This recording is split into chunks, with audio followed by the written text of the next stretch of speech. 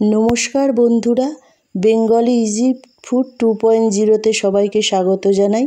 আজকে আমি যে রেসিপিটা আপনাদের সাথে শেয়ার করব সেটা হচ্ছে পটল চিংড়ি। ভিডিওটি সম্পূর্ণ দেখুন, আশা করি ভালো লাগবে।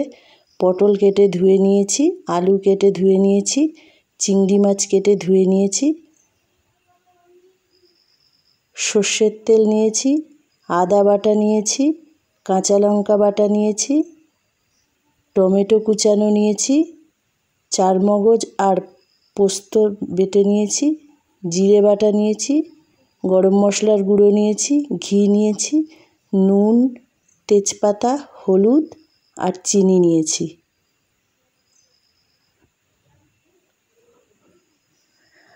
পটলগুলো কেটে ধুয়ে নিয়েছি, আলুও কেটে ধুয়ে নিয়েছি, কিন্তু প্রথমে চিংড়ি মাছটাকে ভালো করে ভেজে নেব।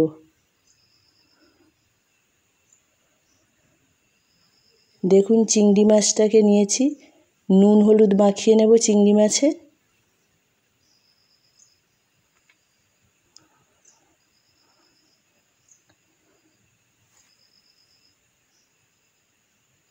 নুন আর হলুদ দিয়ে চিংড়ি মাছটাকে ভালো করে মাখিয়ে নেব।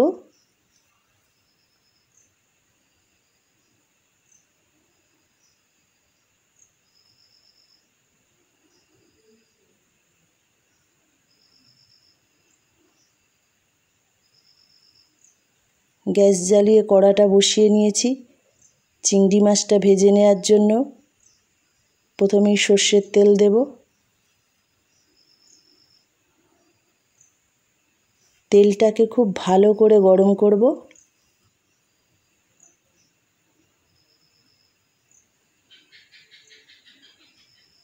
দেখুন, তেলটা গরম হয়ে গেছে। এরপর চিংড়ি মাছগুলোকে দিয়ে দেব।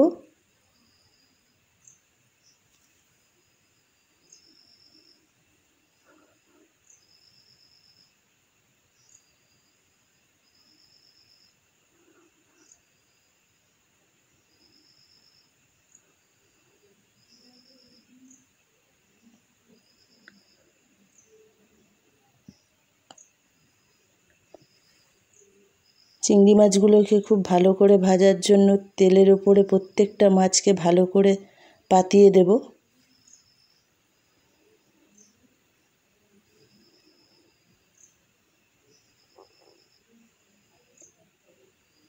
এরপর একটু উল্টিয়ে দিচ্ছি। এক পিঠ ভাজা হয়ে গেছে, আর এক পিঠ যাতে ভালো করে ভাজা হয়।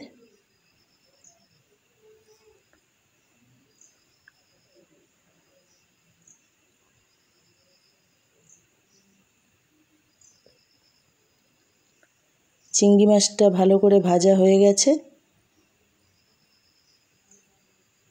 এরপরে মাছগুলোকে তুলে নেব।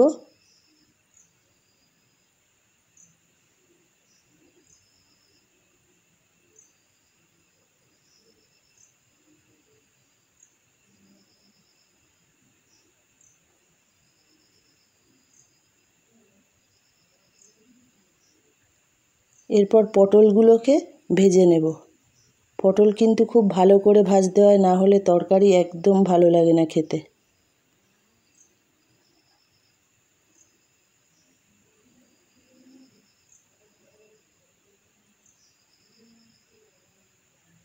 সুন্দর করে পটলটাকে লাল করে ভেজে নেব।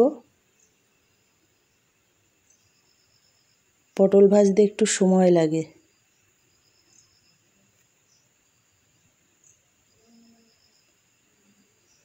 একটু চাপা দিয়ে দিচ্ছি।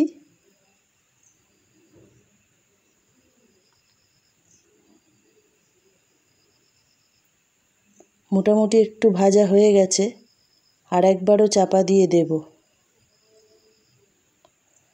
যাতে আরেকটু লাল করে ভাজা যায়।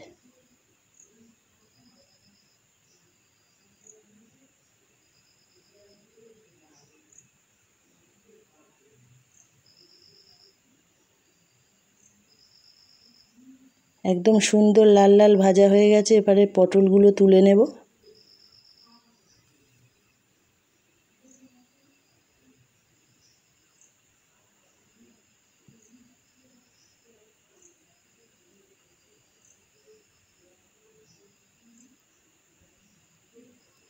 এরপর আলুগুলোকে ভেজে নেব।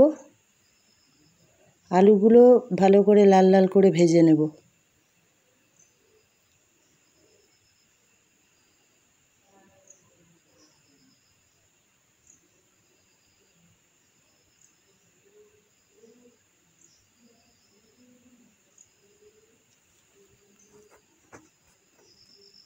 আলুগুলো ভাজা হয়ে গেছে। এবার আলুগুলোকেও তুলে নেব।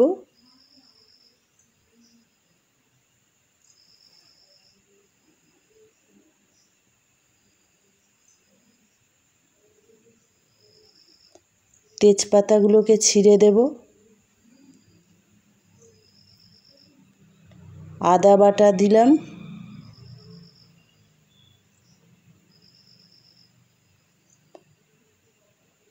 লঙ্কা বাটাটা দিয়ে দিচ্ছি। কাঁচা লঙ্কাগুলো লাল লাল লঙ্কা নিয়েছিলাম যাতে কালারটা সুন্দর হয়। টমেটো কুচানোটা দিয়ে দিলাম।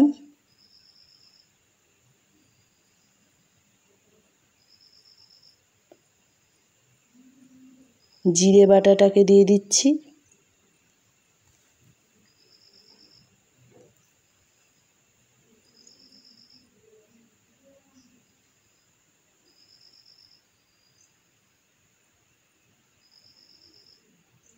স্বাদ মতো নুন দিচ্ছি।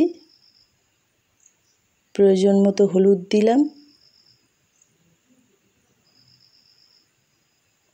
আর একটু চিনি দিয়ে দেব।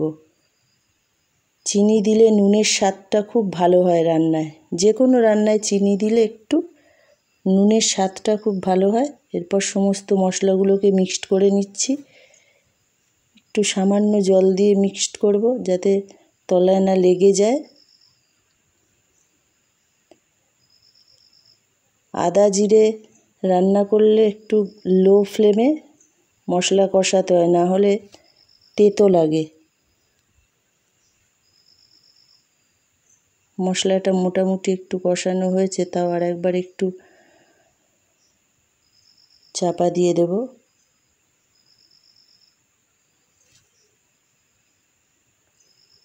এরপরে চারমগজ আর পোস্ত যেটা একসঙ্গে বেটে রেখেছি সেইটাকে দিয়ে দিলাম। চারমগজ আর পোস্ত একসঙ্গে বেটেছি, যেহেতু দুটোই সাদা তাই রান্নায় দিলে খুব সুন্দর একটা গন্ধও হয়, খুব সুন্দর টেস্টও হয়। ভালো করে মশলাটাকে মিক্সড করে নিচ্ছি।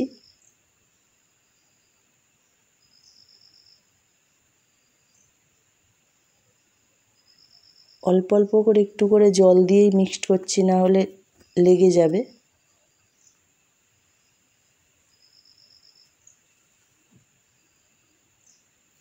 এরপর আলুটাকে দিয়ে দিচ্ছি।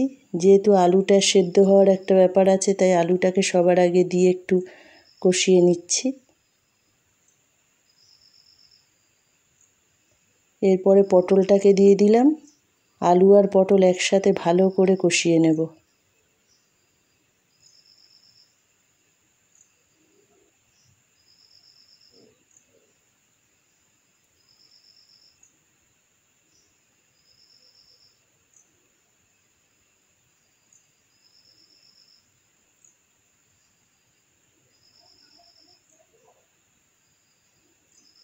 একটু চাপা দিয়ে দিচ্ছি সেদ্ধটা যাতে ভালো হয়।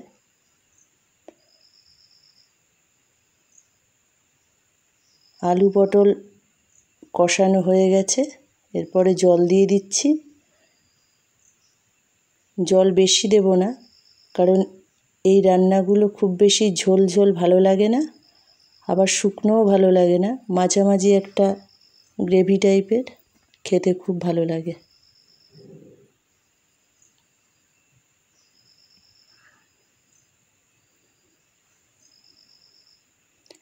আর একবার চাপা দিয়ে দিয়েছি।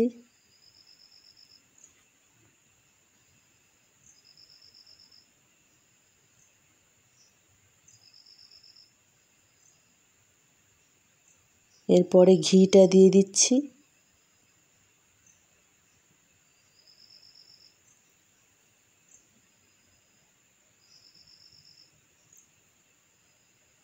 চামচে ঘি লেগে আছে, তাই একটু ঝোলের মধ্যে চামচটা দিয়ে দিলাম।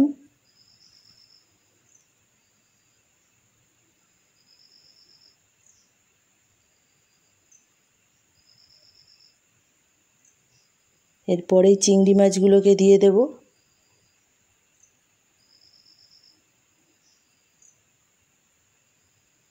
চিংড়ি মাছটা দিয়ে ভালো করে একটু মিক্সড করে নেব।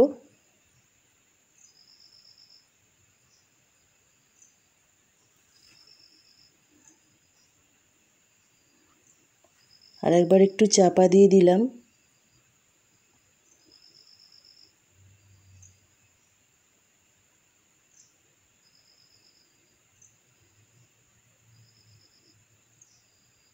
রান্নাটা মোটামুটি হয়ে গেছে। একদম শেষে গরম মশলাটা দিয়ে দিচ্ছি।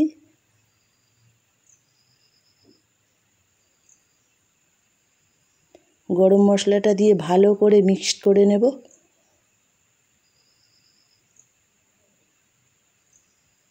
রান্নাটা হয়ে গেছে দেখুন। এবার আমি তুলে নেব।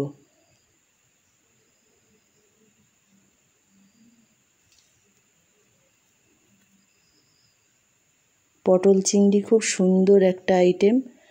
ভিডিওটা ভালো লাগলে একটা সাবস্ক্রাইব করে পাশের বেল আইকনটি প্রেস করে রাখবেন, যাতে পরের ভিডিওটি সবার আগে আপনি দেখতে পান। লাইক, কমেন্ট, শেয়ার করবেন। আমার থেকে কিছু জানার থাকলে অথবা আপনারা কিছু জানাতে চাইলে অবশ্যই কমেন্ট বক্সে কমেন্ট করবেন। সুস্থ থাকবেন, ভালো থাকবেন। Thank you.